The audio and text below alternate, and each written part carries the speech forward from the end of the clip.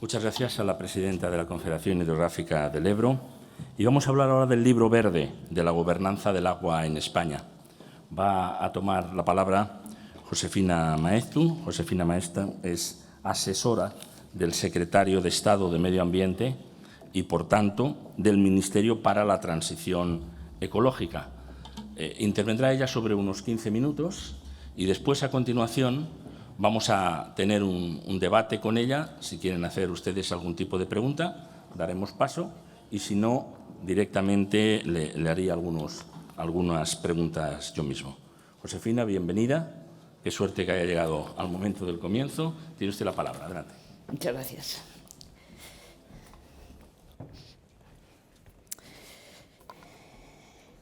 ¿Qué tal? Buenos días. Encantada de estar aquí en Huesca con todos ustedes. Agradecer, por supuesto, al presidente de Riegos de Alto Aragón y a todos los aquí presentes por haberme invitado, por tenernos aquí a presentar lo que está siendo esta iniciativa del Libro Verde de la Gobernanza del Agua en España. He oído un poquito del final de lo que estaba diciendo César Trillo presentando el documento y aumentando muchísimo las expectativas de lo que es este proceso. Y por una parte me alegro y por otra parte me preocupo, pero bueno, intentaremos dar respuesta a todo lo que se plantea. Realmente el Libro Verde de la Gobernanza del Agua no es la base para el Plan Hidrológico Nacional. El Plan Hidrológico Nacional fundamentalmente es un documento o será un documento de políticas. El Libro Verde de la Gobernanza tiene mucho más que ver con cosas de cómo nuestros instrumentos de gestión y cómo hacemos las cosas nos sirven, no nos sirven, tenemos que adaptarlos o no tenemos que adaptarlos. O sea, nosotros tenemos un sistema que tiene más de 100 años de vida, el contexto está cambiando y, bueno, pues lo que nos planteamos con el Libro Verde es qué es lo que nos puede seguir sirviendo y qué es lo que tenemos que adaptar y ajustar. Los objetivos, en algunos casos, son simplemente ordenar y en otros casos, pues sí, pueden ser más valientes, si queremos decirlo de alguna manera. Bueno, pues nada, sin más, esto es un poco la parte más introductoria. Voy a empezar a presentar lo que es. El Libro Verde, yo quiero dejar claro que es un proceso. En este momento tendrá resultados, por supuesto, pero sobre todo en este momento es un proceso. Es un proceso por el cual lo que hemos hecho es dar cancha. Hemos abierto a diferentes expertos y interesados en la gestión del agua diferentes foros de participación para que nos dijeran ellos qué es lo que les parece a ellos que hay que cambiar o no hay que cambiar en el nuevo contexto del cambio climático. Y lo que hemos hecho ha sido, por ahora, tomar notas. O sea, lo que hay en este momento en la mesa es actas de reuniones. No hay ningún libro verde en la mesa todavía. El libro verde se va a construir fundamentalmente de dos cosas. Uno, los informes de los expertos que están dando respuesta a lo que han dicho las personas que han participado en los foros de participación sobre lo que hay que cambiar, uno, y dos, los resultados del segundo proceso de participación en el cual lo que se va a ver es un poco las debilidades y fortalezas de lo que están proponiendo los expertos. No hay ninguna propuesta en la mesa, es que eso quiero dejarlo claro, del Ministerio para la Transición Ecológica.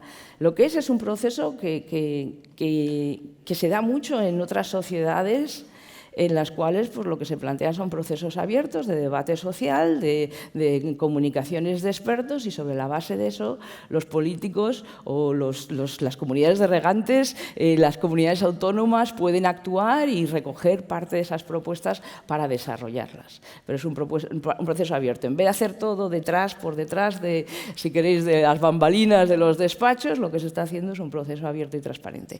Así que eso para dejarlo claro dónde estamos y para qué sirve.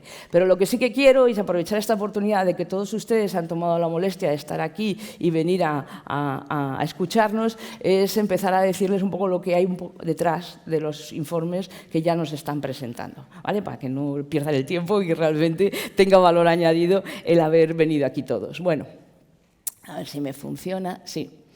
Bueno, yo creo que la presidenta de la Confederación del Ebro ya nos ha comentado un poco que el mundo está cambiando, que realmente hay un contexto diferente, que aunque no nos queramos enterar y estemos muy orgullosos de lo que tenemos y cómo funciona, porque la verdad es que funciona, porque si no, no estaríamos aquí todos trabajando, realmente hay cuestiones que han cambiado, que están cambiando y normalmente cuando se piensa en ajustes, lo primero que se piensa es qué contexto es diferente de lo que era hace 100 años. Es verdad que nos hemos ido adaptando, pero la cuestión está en si realmente es suficiente. Entonces, bueno, pues hay un contexto regulador y de políticas europeas, lo sabemos, hay un marco competencial, tenemos las comunidades autónomas, los ayuntamientos, las mancomunidades, las diputaciones, están asumiendo cada vez más, muchísimos más papeles dentro de la gestión del agua, y no estoy hablando solamente de la gestión del agua de riego, sino también de la gestión del agua en general.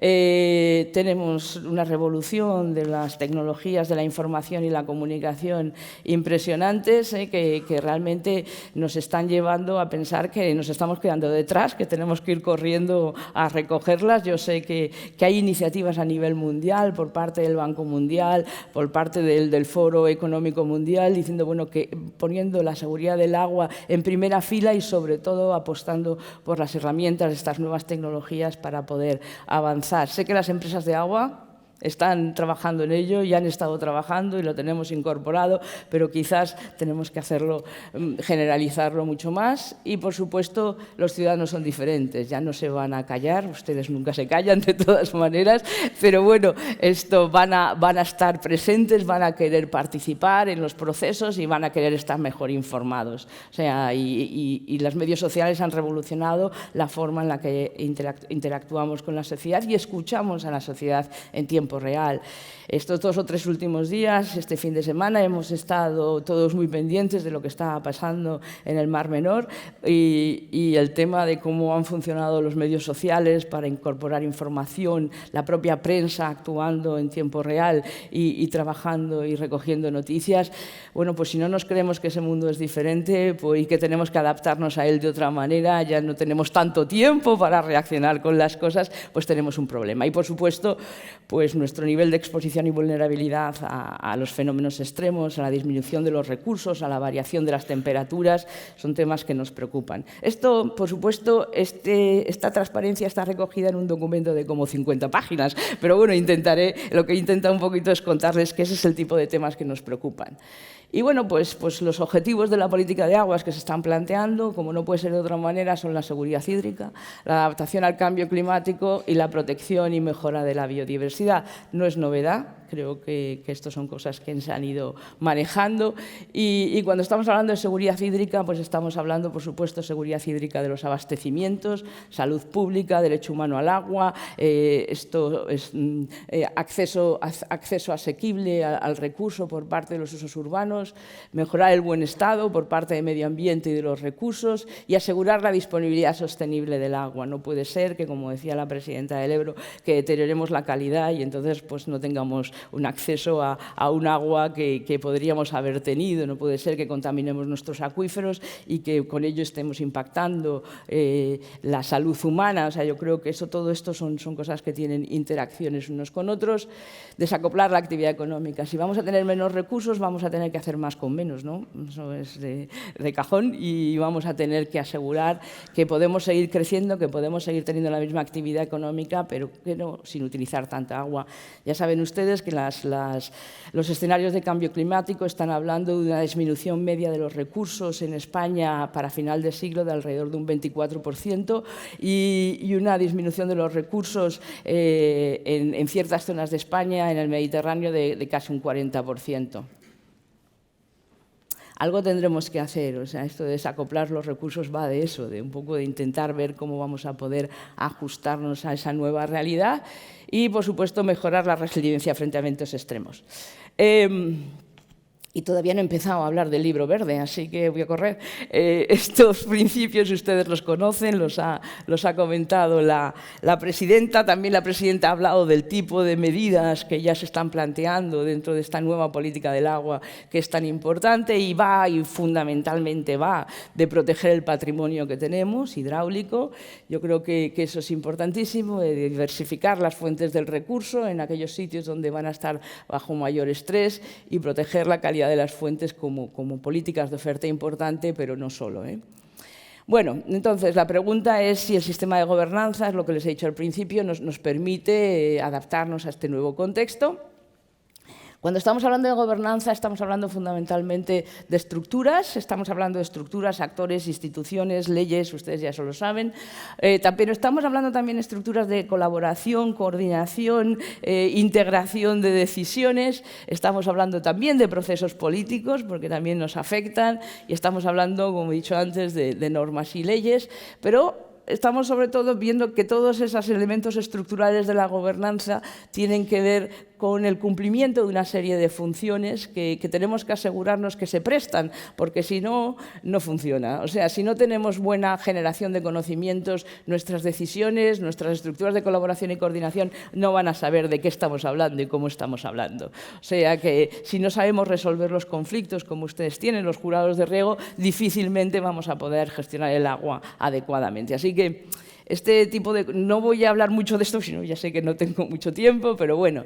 Y aquí, esta transparencia. Lo que les quiero contar un poco es, con esto no lo voy a contar entero, se lo prometo, es un poco cómo es la estructura de gobernanza en este momento en España, tan compleja como es. Tenemos a la Dirección General del Agua a nivel de la Administración General del Estado, tenemos a Traxa que nos presta servicios, tenemos empresas públicas, Aquaes y Aquamed, tenemos a las confederaciones y a las comunidades de usuarios como una parte importante, nos coordinamos en políticas con una serie de ministerios, tenemos un sistema de soporte de conocimiento que las universidades, el Instituto Geológico y Minero de España, el Consejo Superior de Investigación y Ciencia, el Centro de Estudios Hidrográficos. Y luego tenemos una serie de organizaciones y ONGs que interactúan con todos nosotros y luego para la ejecución de proyectos y de obras, bueno, pues utilizamos, externalizamos a las empresas públicas, empresas privadas, perdón.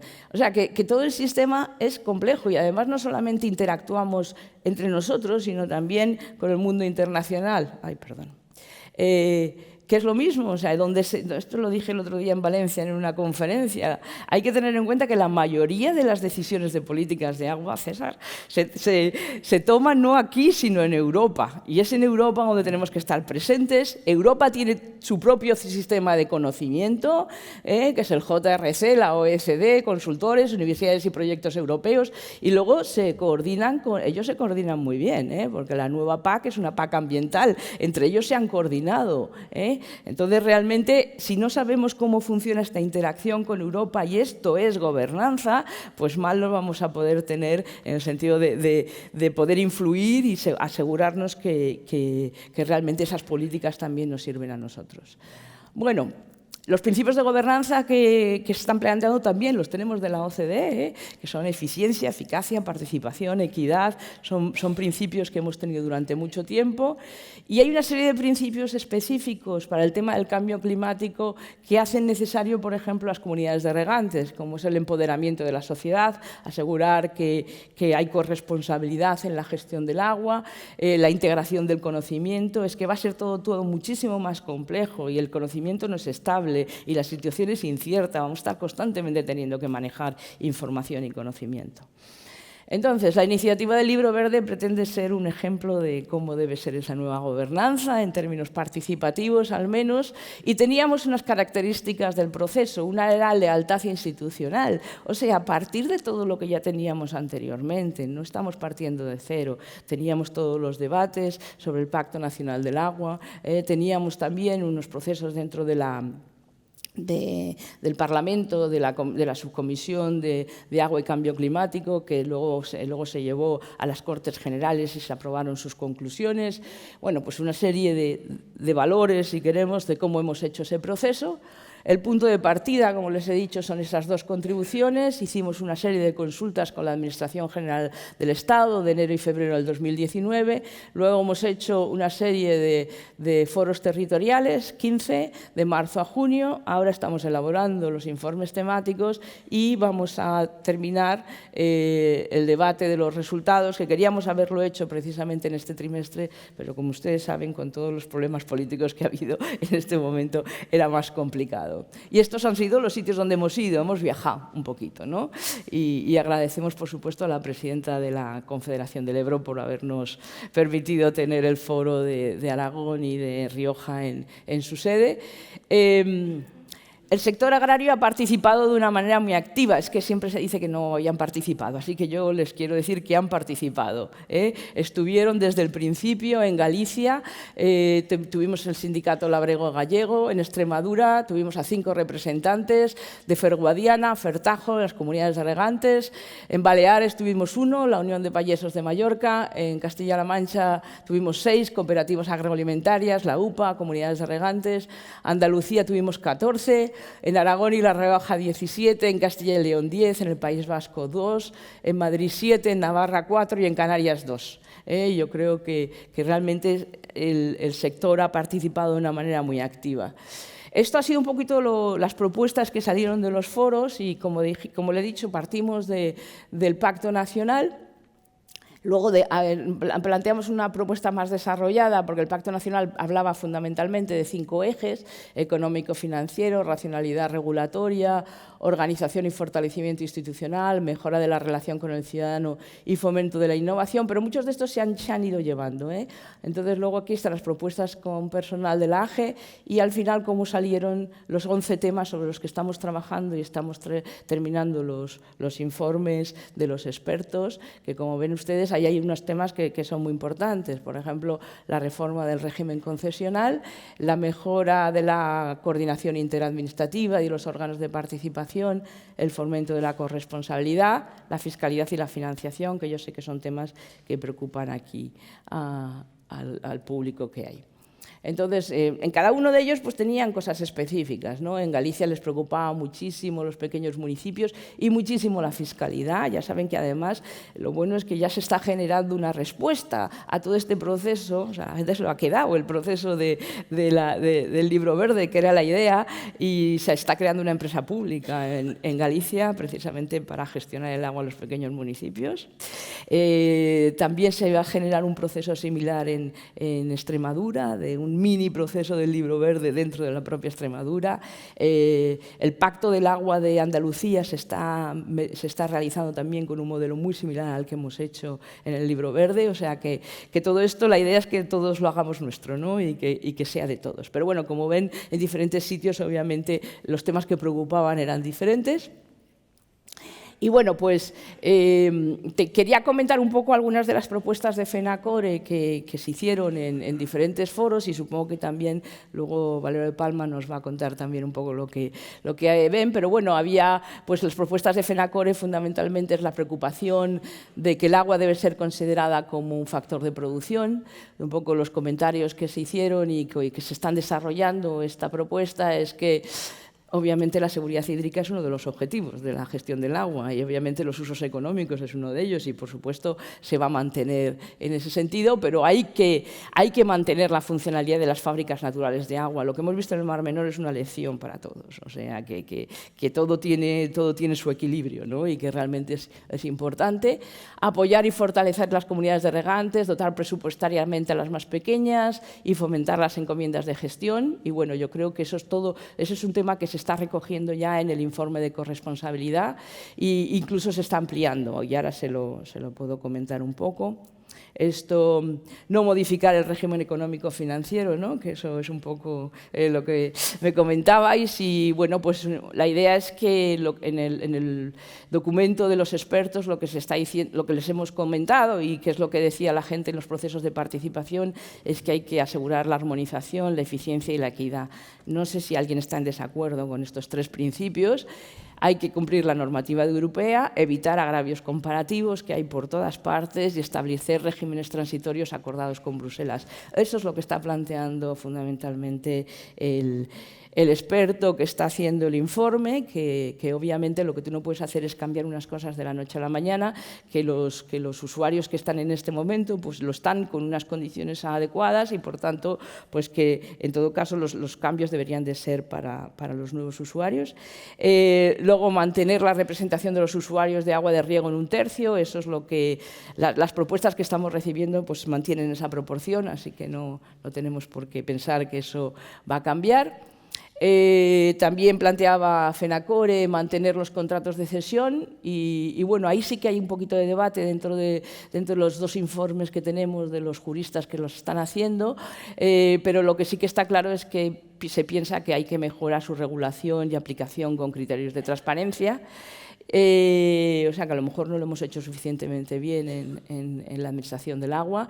Luego, aprobación de planes especiales de sequía para todas las comunidades de regantes. Bueno, esto ya lo hemos incorporado en los informes de los expertos porque nos parece una excelente iniciativa por parte de FENACORE. Y el control de todos los usos y demandas del sistema, pues no podemos estar más de acuerdo, que eso es una labor fundamental y en la que hay que dedicarse mucho más tiempo y atención, ¿no? Sí. Y bueno, voy a pasar 2 transparencias y ya está, ¿vale? Por si quieren preguntar más. Entonces, aquí venían unas transparencias que de todas maneras se las he dejado a la organización por si las quieren mirar, que voy a, pues no sé, pues la cautela es esta: el libro verde plantea alternativas, debe servir de base para desarrollar actuaciones, no está refrendado por el MITECO y serán sometidos a consulta pública. Pero, por ejemplo, en el de fomento de la corresponsabilidad de la ciudadanía, pues como ustedes habían planteado el tema de potenciar las comunidades de regantes y sobre todo mejorar la capacidad de las pequeñas comunidades, bueno, pues lo que están planteando los expertos es cuál puede ser su papel en la modernización de regadíos, en la gestión del riesgo por sequías a través de planes de gestión a escala de comunidad de usuarios, posibilitar su papel de gestión y control integrado de la contaminación. Esto es un tema importante porque es cambiar de la cantidad a la calidad que puede hacer y cómo habría que modificar la legislación para poder permitirlo y, por supuesto, trabajar en esto con las comunidades autónomas y trabajar también en la adaptación al cambio climático a través de planes de adaptación a escala de Cuba. O sea, no solamente planes de gestión de la sequía, sino también planes de adaptación al cambio climático. O sea, que en vez de hacerlos la Confederación por ustedes, los hagan ustedes, que siempre van a funcionar mejor que si se los hacen de más arriba. No sé, por ejemplo, el tema de aguas subterráneas, pues fundamentalmente se ha planteado que hay que mejorar las instituciones que tenemos nosotros de conocimiento, que en este momento están tienen muy pocos medios. La reforma del régimen concesional, pues de nuevo aparece la necesidad de potenciar las comunidades de regantes y activar los centros de intercambio en las demarcaciones hidrográficas. La reforma de los órganos de participación, que yo sé que es un tema que preocupa también, pues están planteando los expertos cómo reforzar el Consejo Nacional del Agua, que empiecen a funcionar y funcionen bien las comisiones, y luego reforzar los consejos del agua de Cuenca. Y bueno, la fiscalidad y la financiación, si quieren, pues les pregunto, y voy a terminar con esto, con esta, que es un poco las normas de funcionamiento del Libro Verde. Trabajemos con lealtad. Aquí estamos todos en el mismo barco y todos tenemos que solucionarlo. Las administraciones no van a solucionar los problemas por nosotros ni nosotros por las administraciones. Esto hay que trabajarlo conjuntamente, que tenemos que trabajar y hemos estado trabajando muy bien con las comunidades autónomas, que queremos hacerlo con luz y taquígrafos y bueno, que queremos mantener este proceso como algo transparente y que esté todo el mundo informado de absolutamente todo lo que dicen todos, o sea, nada por detrás, lo que dice todo el mundo y también un poco todas las interacciones que se producen. Pues muchas gracias por su atención. Gracias. Aquí.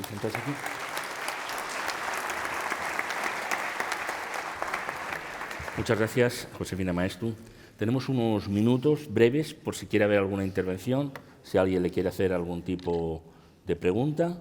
Y si no, yo sí tengo algunas preguntas para hacer, pero preferiría dar la palabra a alguien del público, aunque usted ya ha estado refiriéndose también en el libro verde de la gobernanza. Yo quería preguntarle, me ha sorprendido, porque no tenía ese conocimiento, ha dicho que hemos venido aquí todos a aprender, desde luego yo, que muchas de las decisiones del agua, o casi todas, se toman en Europa. Y sin embargo aquí queda poco, digamos, por decidir. Es decir, lo que pasa pues, en el ámbito de las telecomunicaciones y en el ámbito de otras áreas también. A partir de ahí, ¿qué queda entonces por decidir aquí? Si ya todo viene marcado desde Europa.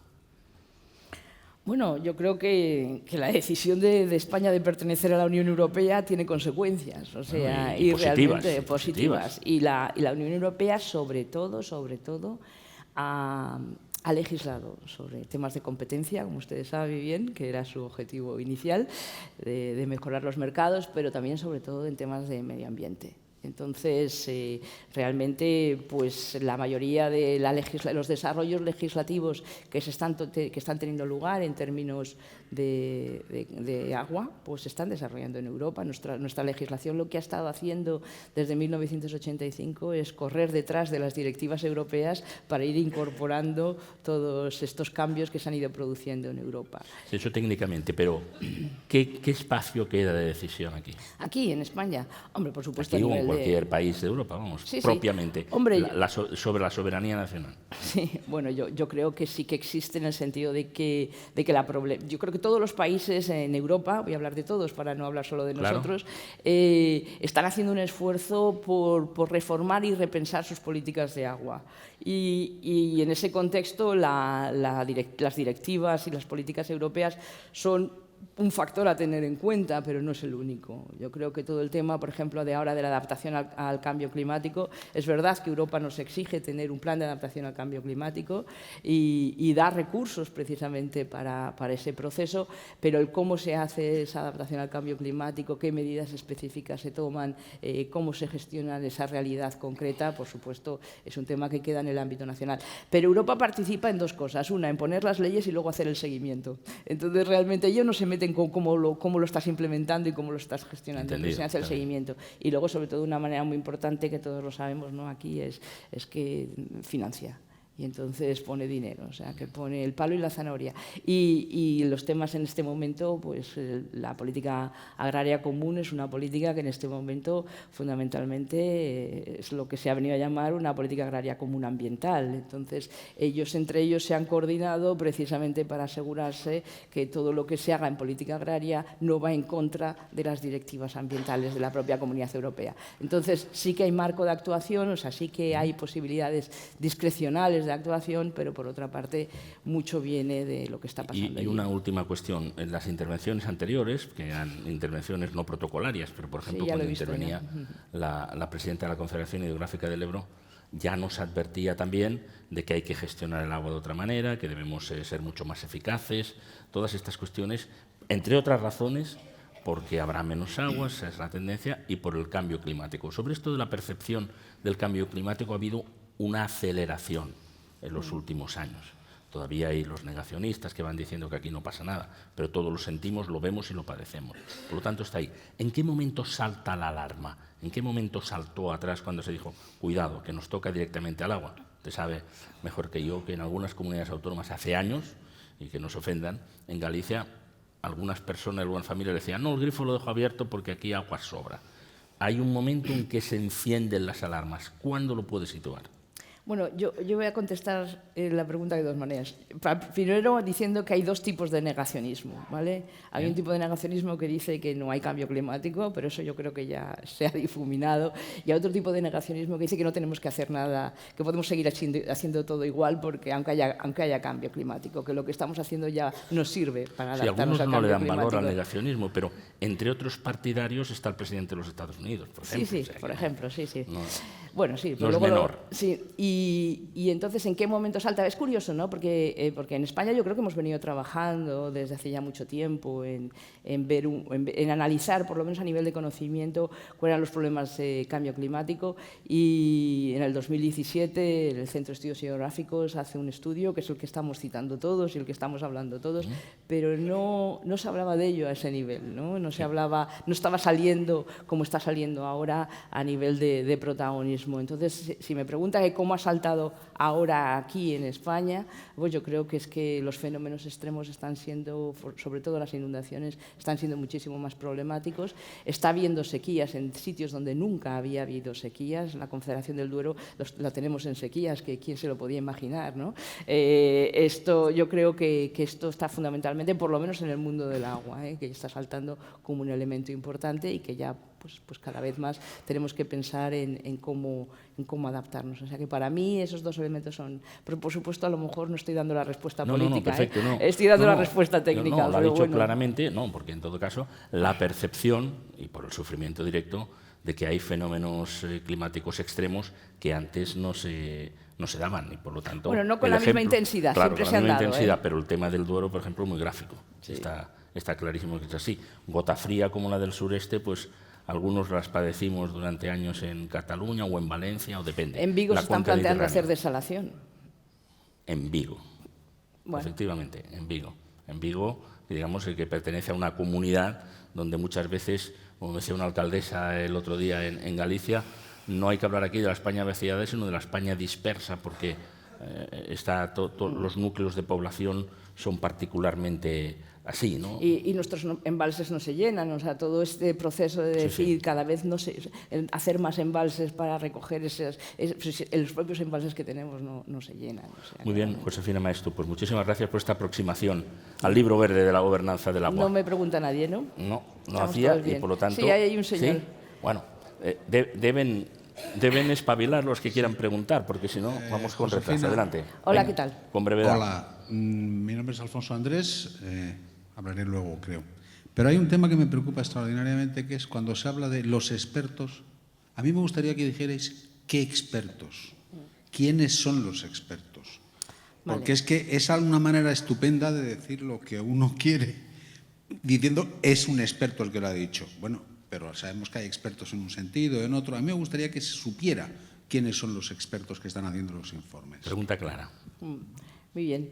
No, muchas gracias. En realidad ha sido muy complicado, ¿no?, encontrar gente que pudiera trabajar en temas tan complejos, ¿no? Pero, por ejemplo, todo el tema, te voy a poner un ejemplo, el tema del régimen concesional y de la modificación de la ley de aguas, pues obviamente lo que hemos pedido a 5 personas que han estado trabajando durante mucho tiempo en los temas de las reformas legales, como son Antonio Envid, Ángel Menéndez Resach, Carlos Vázquez, que todos ellos han participado en las modificaciones de la ley de aguas, que si podían participar en hacer estas modificaciones. Entonces, bueno, al final fue Antonio Envid el que decidió que sí nos podía ayudar con ello. Teníamos muy poquito tiempo, estábamos trabajando, bueno, por ejemplo, los temas de corresponsabilidad se lo hemos encargado a las personas del CONAMA, que el CONAMA llevaba mucho tiempo trabajando en estos temas. Les hemos tenido que un poco complementar con los temas que quizás conocía peor, que era el tema de las comunidades de regantes. O sea, que lo que hemos ido ha sido escoger a gente que obviamente ya tenía mucho avanzado, porque lo que no queríamos es escoger gente que partía de cero. Sí, pero esa sí que ha sido una decisión discrecional, obviamente, basada fundamentalmente en los currículums y en la experiencia. Pero si lo que me quieres decir es que lo deberíamos de poner en la página web, sin problema. Sí, lo pondremos. Pues buena sugerencia. Una última y breve, por favor, y pasamos a la siguiente mesa. Adelante. Sí, soy Antonio Fanlo, antiguo profesor de la Universidad de La Rioja. ¿Qué entiende Josefina o el Ministerio por fábricas naturales de agua para garantizar el suministro?